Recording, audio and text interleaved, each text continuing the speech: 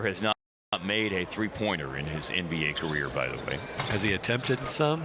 12 or 13 would be somewhere in that ballpark, Brian, would be my guess. Well, you better keep it at that number. Let's see. The official number for Rudy Gobert, Brian, on attempted threes in his career is he's 0 for 14.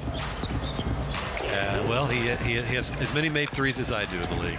Here's Grant Williams. The Mavericks would like one made three to happen here at some point. They're now 0 for 6 from the floor and 0 for 5 from downtown. Here's a pull-up three that's good from Mike Conley.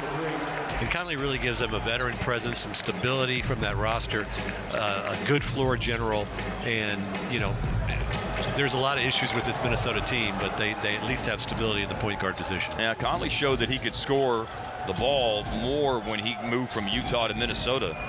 14 points, 5 assists a game in the 24 games that he played with the Timberwolves after his trade from the Jazz last year at the deadline. It is all Minnesota here in the early going. Towns, guarded by Grant Williams, lost the ball. Conley made a three a moment ago. This is to drive and kick, squaring up McDaniels for three. Gobert inside, offensive rebound, pried out of his hands, and the ball's out of bounds off Derek Lively.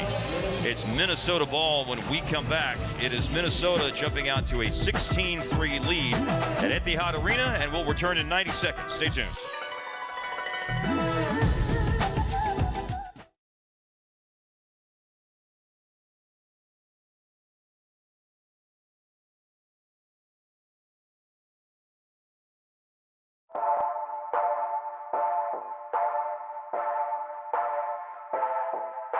And that's when he can utilize his explosive ability. Can't back off him because he can shoot it. There's Doncic again with the pass. Only 17 years old. What a feed to Jeffrey Taylor in the opposite corner. That one on his own. 8 points for Ilyasova. Doncic. Oh, he gets past Oladipo and gets it to fall. Great feel for the game. His poise. Again, 17 years old. Doncic. Kick out, and the Carroll three is good. Off the feed from Luka Doncic. Comes right back to him, and he got the bounce. That first shot, not one he needed to take, but he gets it back, and then Kidd steals it. Saves it into Dirk. Oh, he makes it in! Oh, Are you kidding me? What a seal and what a shot by Dirk! What a play to end the third quarter.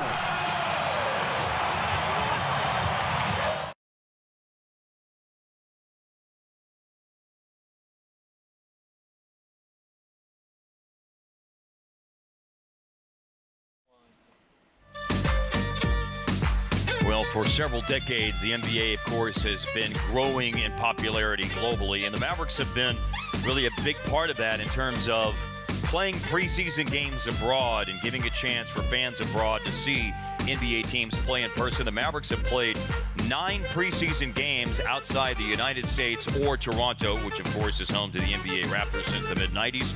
4 of them have been in Mexico City, including most recently in 2003 against the Utah Jazz. The Mavericks played 2012 games against Alba Berlin and FC Barcelona. The Mavericks played the Philadelphia 76ers on a trip to China in 2018. And in a former NBA city, now not, Vancouver, the Mavericks played the Los Angeles Clippers in 2019 in Vancouver. And they've had some regular season experiences, we know, in Mexico City as well, including recently playing games in early 2017 and late 2019 against the Phoenix Suns and Detroit Pistons, respectively. Those were wonderful trips. Yes, and as you can see, that 2012 game in Berlin, that, of course, was for Dirk to be able to play back in Germany. And Mark Cuban promised Luka that he would get him a game in Spain, in Real Madrid, where he's basically spent his from 13 on. Yes, where he was El Niño Maravilla. Yes. Okay, I'll take your word for it. And so that is, of course, the third game of this 3-game trip. And so obviously the NBA wants to make inroads in the Middle East, and Abu Dhabi and the UAE is where they are putting that beachhead, and that's why you have these 2 games here. And by the way, there were games last year, Abu Dhabi games last year, first time ever that NBA preseason games have been played in the Persian Gulf area. That was, as we noted earlier, the Hawks and Bucks, and searching online would indicate that there are going to be NBA Abu Dhabi games 2024 as well. Mavs get to play Madrid. That's going to be awesome for Luka and those guys. But I'm not sure how many camels there are in Spain, so they kind of get the best of both worlds. Get to go to Madrid and Abu Dhabi. And they will depart for Madrid right after the game, by the way, on Saturday. And will be there until they come back home next Thursday. And there is the first made field goal in the game for the Mavericks. Everything had been at the free throw line. It's a Luka layup. And so for Dallas, their streak ends at 8 misses to begin the game. And what you've seen is that they're 1 of 9 overall, 0 of 6 from 3. You want to drive into the paint a little bit more and not just settle for those 3-pointers. Karl-Anthony Towns scores inside for Minnesota. Let's go now. Again, with Anthony Edwards not playing, a little minor ankle tweak in practice yesterday. Obviously, that makes Towns the focal point of the offense as Grant Williams misses on a 3. There's an offensive rebound here for Luka. Steps back and finds a little space in the paint and looks for a cutting to Dwight Powell, who came in for Derek Lively. Lively picked up 2 early fouls. Interesting to see the rotations early on. This is not necessarily a portent of what's to come in the regular season, but Powell being the first big off the bench. Let's go ahead and get all the misses out of the way now. Yeah, I like where your head's at on that. You're flashing back to the famous Brian Cardinal speech to Dirk in Game 6 of the Finals at halftime in 2011, saying, "Hey, when Dirk was 1 for 12 in the first half, Cardinal said, 'Hey, you're getting all your misses out of the way now.'" So. Similar stakes right here, you know. We just saw a shot of Shlomo. If that's your nickname, are you really proud of that? Sure. Number 8, Josh Green. And Kyle Anderson is whom you're speaking of, Shlomo, yes. So one thing to keep in mind, I think the Mavericks are going to keep the Luka playing the entire first quarter rotation going.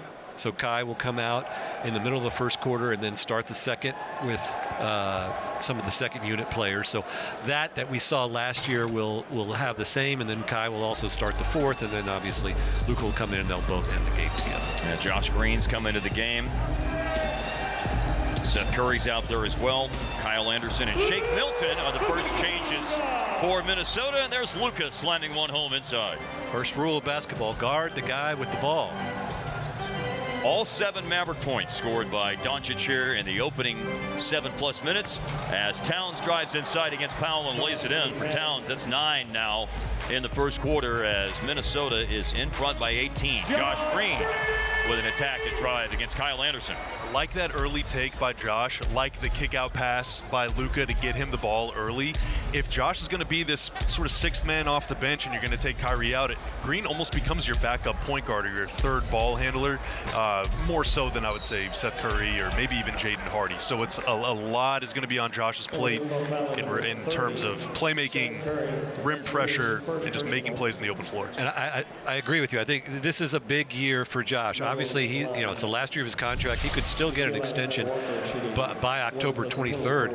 I think the reality, Bobby, is that he's probably going to be your opening day starter, which means even more that there's going to be a lot on him because he's going to have to guard the best perimeter defense, the best perimeter player, ball handler on the other team. That's going to be his responsibility, as well as playmaking, finding other people on the offensive end. So a lot on Josh to keep going and having that development. He keeps hitting series of plateaus, and you're looking for another leap up for him this year. He had a lot of responsibility doing just that, defending the other team's best ball handler, including Luka at the Basketball World Cup that just happened in Asia a couple months ago. So Josh has gotten a lot of work in this summer on his game. Naz Reid's coming to the game for Minnesota. Here's a Luka 3-point try that's no good. Mavericks are over the foul limit. That's why you saw after that loose ball foul that Nickeil Alexander-Walker was on the free throw line, and one of Minnesota's most important offseason moves, retaining Naz Reid and not even letting him get to the open market. They signed him to a contract extension just days before free agency started. Excellent backup big man, and Reid coming in for Towns and provides scoring. Here's Luka hitting the deck, and he throws one in. Chance for a 3-point play.